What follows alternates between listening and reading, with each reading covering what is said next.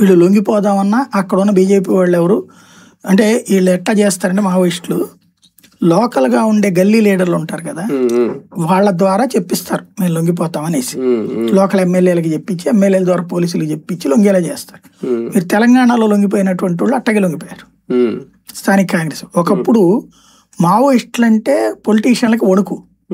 మన విశాఖ ఏజెన్సీ కావచ్చు, కరీంనగర్ అప్పుడు ఉమ్మడిగా ఉన్నప్పుడు ఆదిలాబాదు అట్లాంటి ఏరియాల్లో ఉన్న నాయకులు, ఎమ్మెల్యేలు, ఎంపీలు, ఎమ్మెల్సీలు అందరూ ఎప్పుడూ హైదరాబాద్ లోనే ఉండేవాళ్ళు. ఒక క్వార్టర్స్ తీసుకునేనో లేకపోతే అపార్ట్మెంట్ తీసుకుని ఇల్లు తీసుకుని ఇక్కడే ఉండేవాళ్ళు. వాళ్ళ నియోజకవర్గానికి వెళ్ళేటప్పుడు భారీ బందోబస్తు లేకపోతే వెళ్ళేవాళ్ళు కాదు, అంత వణుకుండేది. ఓ మాధవరెడ్డి ఎన్కౌంటర్ అని జరిగినాయి కదా అప్పుడు. ఏంటంటే అదే భయం. తర్వాత ఇప్పుడు ఇదే మావోయిస్టులు అదే పొలిటీషియన్ల ద్వారా పోలీసులు చెప్పించుకుని వస్తున్నారు.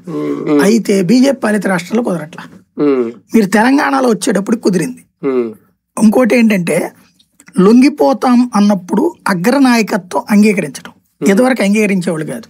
వాళ్ళని ఉద్యమ ద్రోహిగా చంపడము లేకపోతే వాళ్ళని ఉద్యమ ద్రోహిగా ప్రకటిస్తూ వాళ్ళ గురించి నెగిటివ్ టాక్ బిగిన్ చేయడమో చేసేవాళ్ళు. ఇప్పుడు సోషల్ మీడియా యుగం. వాళ్ళు ఏ ప్రచారాలు చేసినా ఎవడు పట్టించుకునేవాళ్ళు లేదు.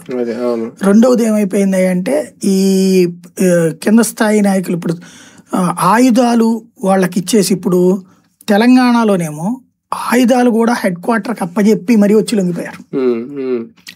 ఎవరి మీద ఎంత రివార్డు ఉందో అంత డబ్బులు ప్రభుత్వం వెంటనే క్యాష్ చేతికి ఇచ్చేసి మీకు మిగతా చోట్ల ఓ 25,000 50,000 తాత్కాలిక ఖర్చు కింద ఇచ్చి తర్వాత చూస్తామంటున్నారు. అందుకనే ఆగిపోతున్నారు. వీళ్ళు ఎన్కౌంటర్లు ఎవరిని చేస్తున్నారంటే లొంగిపోతామన్న వాళ్ళు అందరినీ చెయ్యరు. పోలీసుల పట్ల చాలా దురుసుగా ప్రవర్తిస్తూ